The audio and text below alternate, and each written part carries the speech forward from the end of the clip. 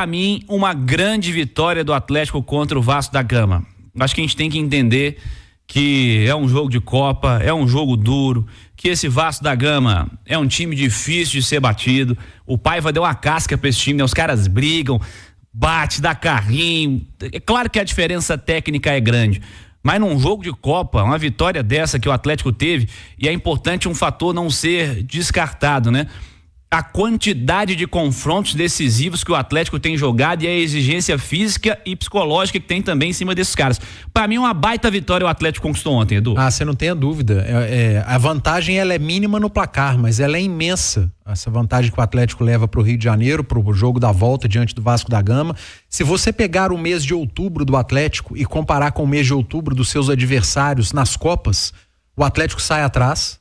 O River joga bem menos do que o Atlético em outubro, o Vasco joga menos do que o Atlético em outubro, então é óbvio que o treinador do Atlético vai ter que escolher, e ele tem dado preferência, não só o treinador, a diretoria, os atletas, para as Copas, e com razão, e eu acho sim que o Atlético fez um jogo muito bom ontem diante do Vasco, sai atrás, precisa correr dobrado, se dedica mais no primeiro tempo, aumenta a intensidade, consegue a virada na primeira etapa e poderia ter feito mais gols.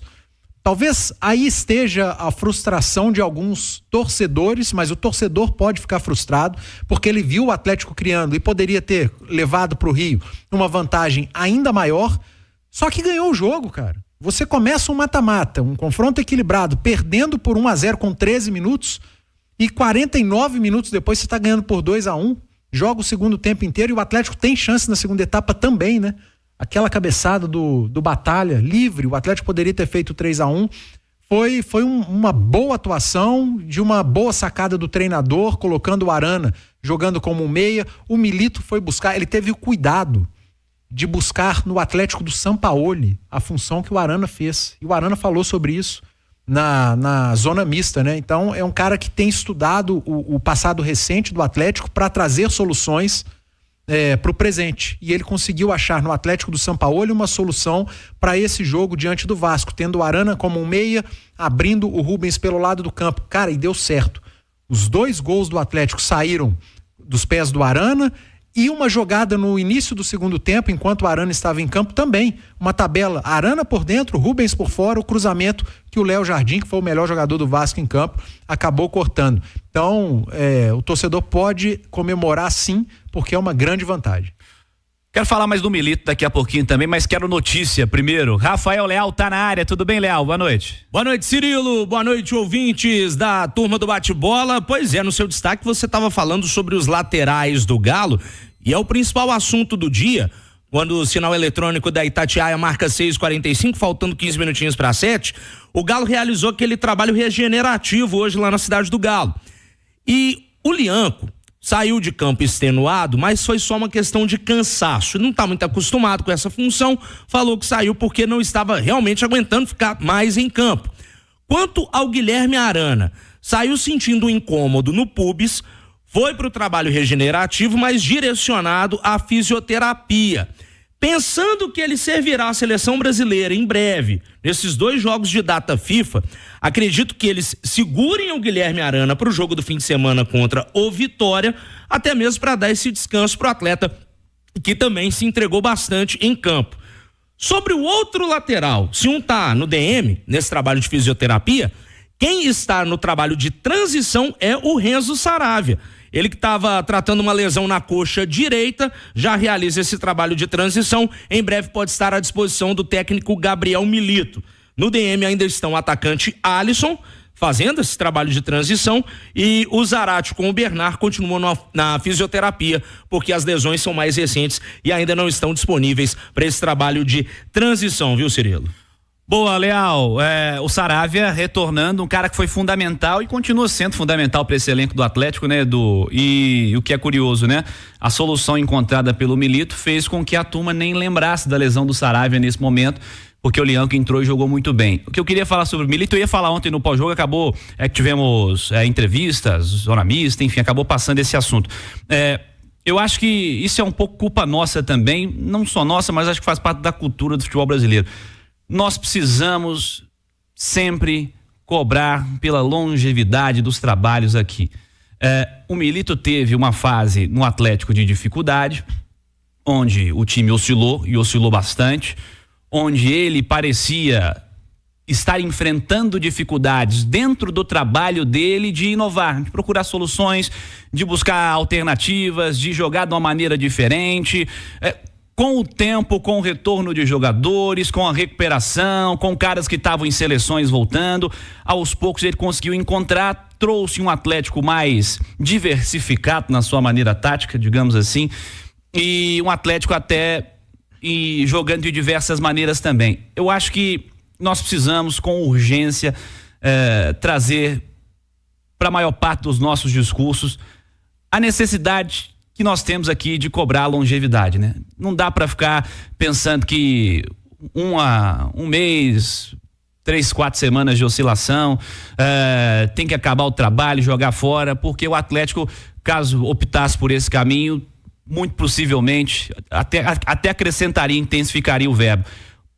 Provavelmente o Atlético não estaria vivendo o momento que está vivendo agora. O Gabriel Milito, Cirilo, ele chegou ao Atlético para substituir o Filipão e ele tem 4 competições no seu currículo como treinador do Atlético. Uma delas ele pegou na final e venceu, então ele é campeão mineiro. As outras 3 ele ainda está disputando. Ele está jogando uma semifinal de Copa do Brasil, ganhou o primeiro jogo e vai jogar uma semifinal de Copa Libertadores diante do River Plate. A outra competição é o Campeonato Brasileiro. E aí a gente tem que analisar o contexto, né? O Campeonato Brasileiro do Atlético com Gabriel Milito. A maior parte do turno foi com time misto, com vários desfalques. Eu não sei se precisar ser mais da metade ou metade, mas metade ou mais da metade do turno o Atlético jogou com time misto, com inúmeros desfalques e sem jogadores de seleção. Como o Atlético foi avançando nas Copas, veio o retorno. E o Atlético seguiu jogando o Campeonato Brasileiro e segue com time misto, porque ele está priorizando as Copas. Ou seja, o Campeonato Brasileiro que o Atlético está aquém da expectativa, depois eu vou fazer esse levantamento que eu estou curioso. Eu acredito que a maior parte dos jogos do Atlético até aqui no Campeonato Brasileiro foi jogado com time misto. Não foi utilizado o time 100% titular. E por isso o Atlético vai capengando no Campeonato Brasileiro. Mas quando o Atlético utilizou força máxima, tá aí, jogando semifinal de Copa do Brasil, contra equipes que têm até investimento maior, né? Corinthians, Flamengo, sim, o Corinthians tem investimento maior. E a Copa Libertadores, contra equipes que têm investimentos maior. River Plate, Botafogo, e o Atlético tá ali no meio, na briga, Cirilo. Zeredo, notícia relacionada ao Atlético. Fala, Zeredo.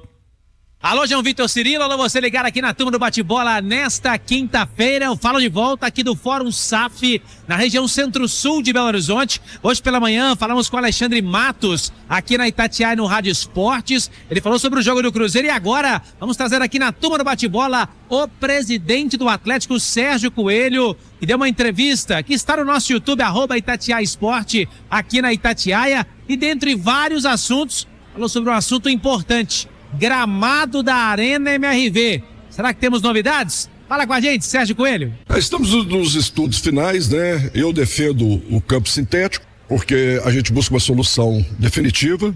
Hoje a gente já tem gramados, né, híbridos, e temos também uma grama sintética melhor, uma versão melhor.